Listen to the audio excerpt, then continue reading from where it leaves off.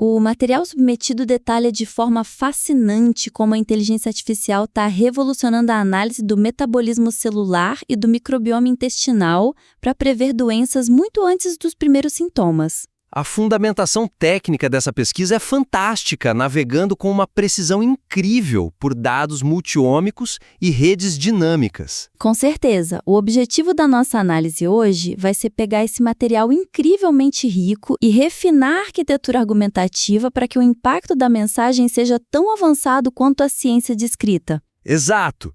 E para começar, a estrutura atual trata o metabolismo celular e o microbioma como dois ecossistemas isolados, perdendo a oportunidade de criar uma narrativa unificada sobre a biologia sistêmica impulsionada por inteligência artificial. Sabe que, lendo o texto, a sensação visual que eu tenho é muito específica. É tipo o quê?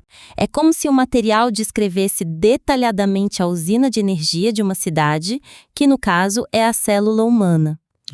E depois descrever-se o ecossistema vibrante ao redor dessa cidade, que seria o intestino. Só que o autor nunca mostra as rodovias que conectam os dois. Nossa, isso é uma ótima analogia. Pois é. Como a gente melhora essa coesão? Então, a fraqueza estrutural aí é que o texto se lê como dois ensaios totalmente distintos. Sim, parece que foram colados juntos. Exatamente.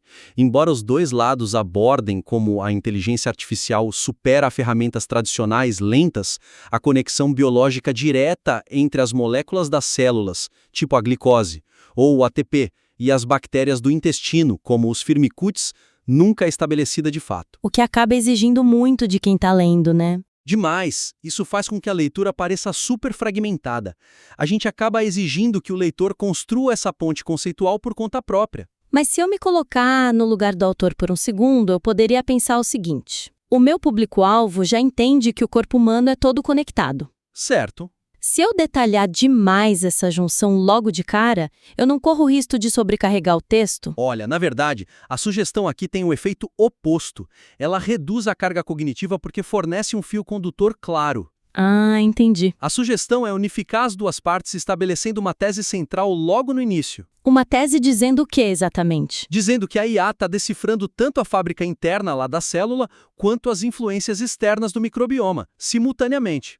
A gente precisa usar a própria biologia descrita no texto como a cola narrativa entre as seções. Mas como a gente traduz essa cola narrativa em um parágrafo de transição concreto? A gente pode criar essa transição usando os metabólitos. Por exemplo, a segunda parte do texto menciona a produção de ácidos graxos de cadeia curta no microbioma. Os ACCs, né? Tipo o butirato. Isso, o butirato que nutre as células intestinais. O autor precisa mostrar explicitamente como esse butirato entra diretamente nas vias do metabolismo celular, que ele já mencionou na primeira parte. Ah, tipo o ciclo de Krebs. Exatamente. Mostrar ele entrando no ciclo de Krebs ou na biossíntese. Isso transforma uma lista de fatos isolados numa cadeia de causa e efeito irresistível. O intestino produz o combustível, a célula queima o combustível e a IA processa tudo isso. Perfeito. E mapear tudo isso de forma simultânea exige uma capacidade computacional absurda, né?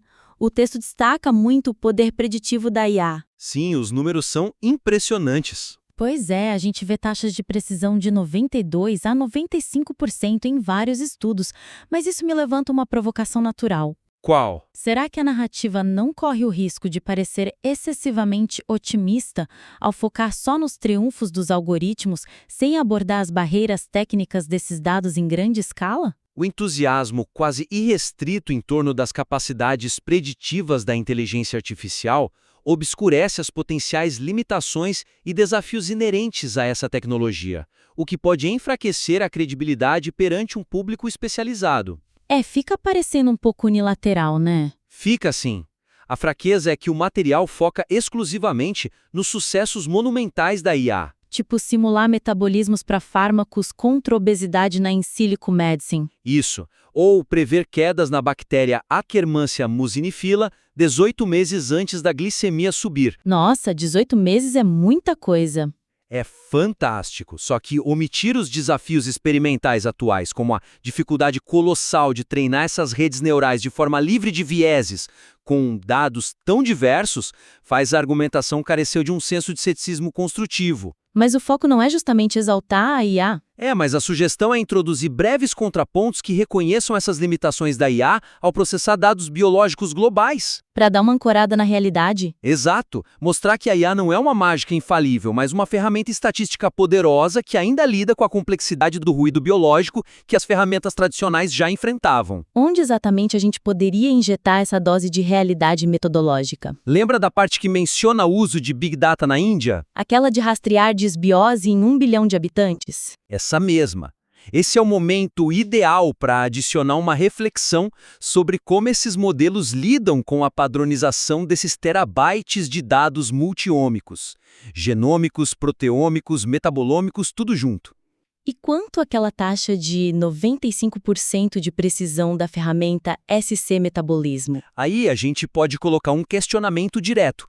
Por exemplo, quais são os riscos de falsos positivos quando o SC metabolismo atinge 95% de precisão em células individuais, considerando a vasta variabilidade genética humana mapeada pelo consórcio Human Cell Atlas?